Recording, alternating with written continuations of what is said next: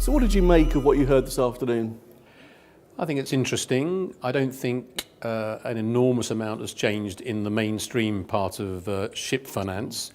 I think it's still a difficult market for the banks. The regulators made it, as Marcus showed quite well in his graphs, that it's a pretty expensive piece of capital to keep on their balance sheet. But certainly there are, as I touched on in my presentation, there are some smaller banks that will be more kind of mainstream lenders coming into the sector.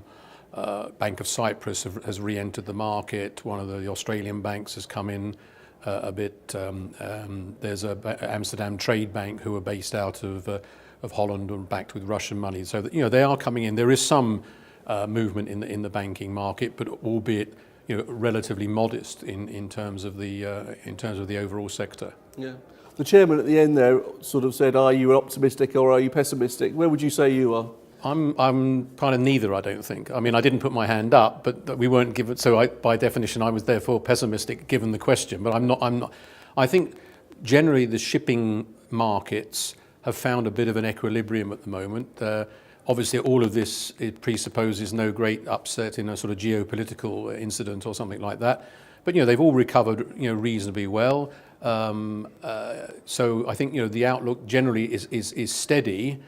People are not going to be making the kind of money that they made in the super cycle in the early 2000s, but certainly we're way away from also the kind of trough, particularly in dry bulk, that we saw at the beginning of 2006. Yeah. Generally speaking, have you found today a very useful? Yeah, I mean, this is my second time here, and thank you for inviting me again. And it's a great conference, lots of interesting things, not necessarily germane all of it to my business, but lots of very interesting stuff. I also spent 8 years here in the past living in this neck of the woods, so it's always interesting to come back and see how things continue to develop here. Good. Thank you very much. Thanks for your Thank time. you. Look forward to seeing you next year. Lovely. Thanks.